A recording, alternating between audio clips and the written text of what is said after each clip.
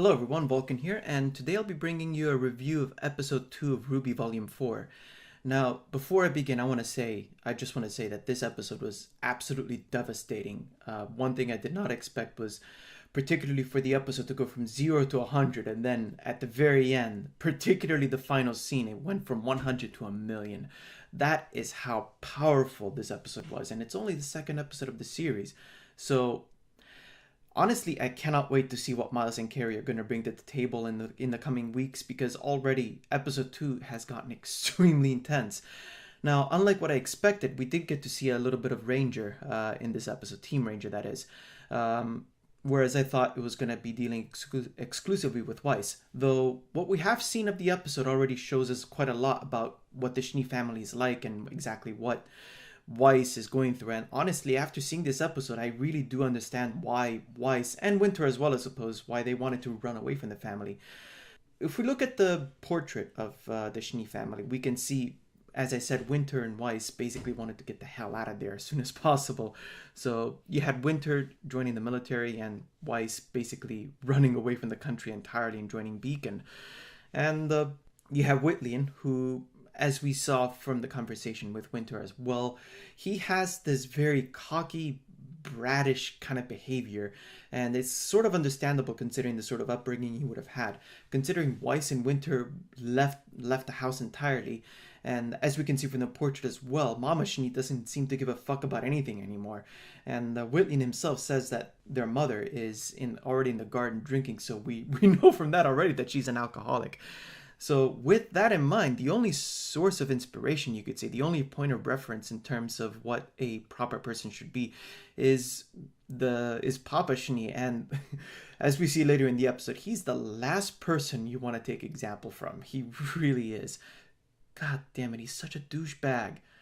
Like we knew we could guess from the beginning, like since we first saw him, that Papa Schnee was going to be a douchebag, and this episode just nailed the hammered the nail in the coffin. I think that's how the saying goes. I'm not sure, but anyways, we begin the episode with Weiss walking down the hall of the mansion, which, in my opinion, should really be called a castle, because just look at how ginormous that place is. I mean, even the castle even has a life-size statue of a King Taijitu. So, man, that exposition of the wealth is massive.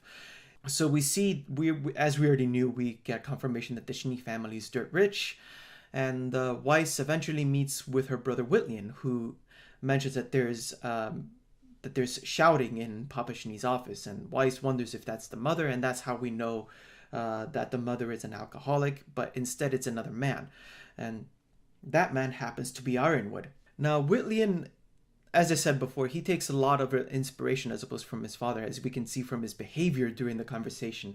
Although it's really hard for me to place him, because he has that kind of behavior, and yet he seems to wish well for Weiss.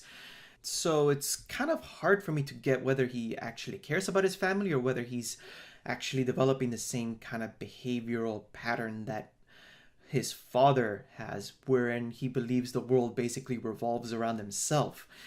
But I guess we'll find out more about him in the coming episodes. And right after that, we see Weiss overhearing the conversation between Ironwood and I think his actual name is Jacques, but I prefer to refer to him as Papa Schnee simply for convenience. So we overhear some of the conversation, and it appears that Ironwood has set up an embargo on dust exports, which is costing Papa Schnee quite a lot. As he mentions, he's lost millions as a result of this embargo. Ironwood's reasoning behind that is because he believes that other nations hold Atlas responsible for what happened to Beacon. So he's done this as a measure of goodwill, or so it seems, in order to send a message out to other nations that Atlas wasn't responsible for this, and they're as much of a victim of the events at Beacon as anyone else is. And Papa Schnee really doesn't like it, and he even shouts that the council will never approve of it. And Ironwood's comeback to that was amazing. He stands up really tough and says, "Remember, I hold 2 seats on the council." And that just goes to show how much political influence and how much political power Ironwood has. And I like that. I want to see more of the political ramifications of what's going on in Remnant. So hopefully in the coming episodes we'll get to see more of that. But in any case, the important thing is once Ironwood leaves, we Papa Schnee's douchebaggery comes in full force, because now he's not now he's no longer dealing with somebody who has the same, if not more, authority than he does, but his daughter, who, as I suppose it's logical for him to treat her as someone inferior to her.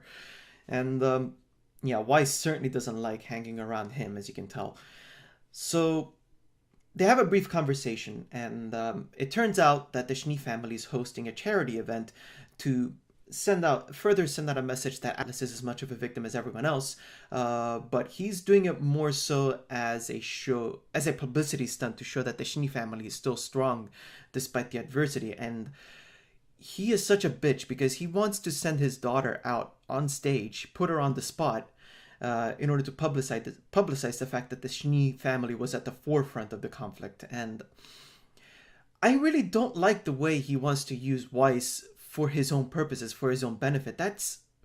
I was absolutely disgusted by it. It's absolutely disgusting. It really is, because that's not something that a father would do, put a daughter on the spot just for the sake of publicity. But yeah, I mean, for a guy who even has his own self-portrait in his office, you can tell how highly he thinks of himself. The ego on that one. Oh man. I really understand why Weiss wanted to run away from all that, and Winter as well, I suppose. And Mama Shin just not giving a fuck about anything. So that is Weiss's story, and after that discussion, so to speak, quote unquote, we finally get to see the first actually nice person in this episode, and that is Klein. God bless his soul. He is amazing. I love him so much. The thing that really caught my eye about him was the fact that he changes colors. So his eyes change colors. So I really want to know what his ability is, what his semblance is. At first, when I saw that, I thought he must have some kind of relation to Neo. But in hindsight, I don't think that's very likely, because when his eyes change colors, his personality changes as well. And what's more, Klein is perfectly aware of that, because he changes between colors and personality quite freely and he does so for the amusement of Weiss, and she really needs that, considering all that's happening to her. I imagine, considering it's been 6 to 8 months she's been dealing with that family for long enough. Oh my god. So the interesting thing about Klein's personalities is that they are based off of the 7 dwarfs, much in the same way that Weiss herself is based on Snow White. So to give a quick rundown, brown is for Doc, red is for Grumpy, I think blue is for Sneezy, and yellow is for Happy. I think those were the colors, and I think those were the gnomes, now dwarves. If I'm wrong, do correct me down in the comment section. But he is such a nice person. I hope to see more of him, and he must have been a source of comfort for Weiss throughout her upbringing. And yeah, God bless his soul. He is an amazing character. I hope we get to see more of him, and I hope he will be okay when the series ends. Who knows how long? But that's it for Weiss in the episode. As far as Team Ranger goes, the first thing we see is a kind of black screen, and we understand immediately that this is RWBY having a dream. And what was interesting about it, because it happens twice in the episode, but what was particularly interesting about it was that she was hearing things that Pyrrha said during her battle with Cinder. And later in the second dream, she hears Pyrrha screaming out Jaune's name quite with a lot of urgency. So both of those things, I don't think Pyrrha ever shouted Jaune's name in that manner at any time during the series. So there's no way that RWBY could have possibly heard or remembered something like that. And while I think it is possible for RWBY to have heard the conversation between Pyrrha and Cinder on the tower, I think that's quite unlikely anyways. So in both instances, it doesn't seem like RWBY is remembering something that she should have remembered. So what I'm thinking the reason for that, the only way I can explain this is if in some way Pyrrha's consciousness transferred over to RWBY, or at least a part of her consciousness. Yeah, hopefully that gets revealed later on in the volume at least, and to see whether or not that serves some kind of plot purpose. For now, I think it'll just serve as a source of tension and as a way for RWBY to try and get over the fact that Pyrrha is dead and to keep moving forward, which is a central theme in the series. After the first dream, they start heading. Team Ranger starts heading its way toward Jaune, and along the way, Jaune explains that he and his family have visited Jaune quite often and started talking about all the things they've done. And I quite enjoyed the banter between him and RWBY, particularly the part about the wolf tail. that kind of reminded me of Sokka actually from Avatar. I mean, I this series has a lot of Avatar references now that I think about it. I wonder what the deal with that is. Maybe it's because oh dear, I can't remember his name, but the person, the voice actor who played Zuko, was in Camp. So I wonder if he's gonna have a role in RWBY as well at some point. If that happens, oh my god, I am gonna be so hype. Please bring him on. That'll be amazing. So, but in any case, once they approach Jaune, they see that it's actually already in ruins, and there are many, like, the place is devastated. There are many bodies around, and Ren just gets down to business. Like in this episode, Ren was amazing. He really gets serious. He walks into the city trying to investigate, search for survivors, and lo and behold, he finds an injured huntsman who's on the verge of death, and he explains that the village was attacked by bandits, and in the ensuing chaos and panic, the Grimm were attracted to the village, and they caused even further havoc. And unfortunately, the huntsman dies. One thing that really made me curious was Jaune saying he's really tired of losing everything. In this instance, I mean, I understand that he's feeling very empathetic toward the huntsman and all the people who died in the village, and he couldn't really do anything about it because he wasn't aware of what was happening. But what really confuses me is that he says, I'm tired of losing everything, when in this instance alone, he didn't actually lose anything. At least that's my opinion on it. But what I found more interesting, though, was Ren spotting a certain symbol that was left quite deliberately on the ground. Some people are theorizing that it could have been left behind by a Grimm, but in my opinion, the symbol was left too deliberately to be anything other than the bandits. And considering the looks that Ren and Nora gave to each other, it seems like they definitely know something. So I'm expecting that they're going to have a bit of backstory later on in the volume now, because it really would be nice to know exactly who these bandits are, whether they have some kind of relation to Ren and Nora, and possibly they're the reason behind why they're orphans and they don't have a home to go back to. It kind of explains also why Ren and Nora were eager to follow RWBY to Minstrel, because outside of Beacon, where else can they go? I mean, as Nora herself said, they don't have a home to go back to, so that was all they had left. Hopefully we get to see what the deal behind that is. Hopefully we get to see the bandits in a good fight. So the next part of Team Ranger, in the final scenes, this was the part that really devastated me. This was the part that brought the episode from 100 to 1,000,000. We start off with the second dream sequence with Pyrrha screaming out Jaune's name. And as RWBY wakes up, she again hears Pyrrha's voice, but this time coming from a recording. And as she walks throughout the forest, she sees Jaune practicing in the middle of the night. So he must have been doing that throughout their travels. While everyone was asleep, he would go and practice with his sword while listening to the recording, which was a recording of Pyrrha's fighting instructions. And Jaune must have been very dedicated to be doing that, because the recording itself it really pained my heart to hear that. But before we get to that, one thing I do want to point out was that as Jaune was swinging his sword, you could actually see the shockwaves it was causing. So this kind of confirms what I said before, that we're possibly gonna get pretty good showings from Jaune in this series, because those shockwaves, man, they look beastly.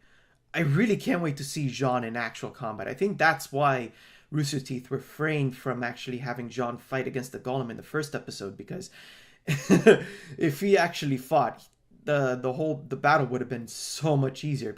And apparently Jaune isn't just the strategist of the team. He clearly is going to be quite the powerhouse. But the point of this scene wasn't to showcase Jaune's improvements, which, to be frank, are quite considerable, but also to show just how dedicated he is, because you have to consider that he's been training while listening to the recording of Pyrrha expressing how proud she is of Jaune, and understandably so.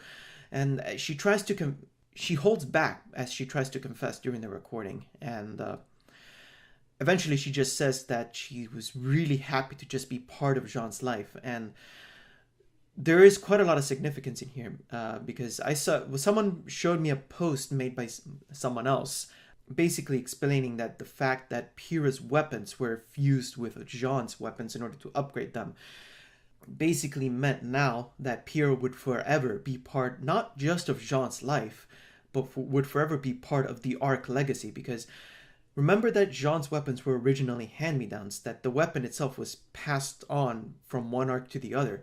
So that weapon now, which are melded with Pyrrha's own weapons, will be passed on to the next arc, and then onwards to the arc after that, and the arc after that, and the arc after that. And Pyrrha's weapons, what is effectively part of Pyrrha herself, will now be part of the Arc legacy forevermore. So she has effectively become immortal as part of the Arc legacy. And that is what was really significant about this scene. Not just Jaune's past relationship with Pyrrha, which itself is quite significant, but also the fact that Pyrrha really will be part of Jaune's life forever. And this is why I guarantee you, once you see this episode, you will cry. It was absolutely devastating, and it was absolutely beautiful. Well done, Mouse and Carrie, for tearing me apart bit by bit. So yeah, that was the end of the episode. Really enjoyed it. Can't wait to see what's going to happen next week. So if you liked the video, like it, comment down below what your thoughts were about the episode, subscribe to my channel for more, and I will see you around.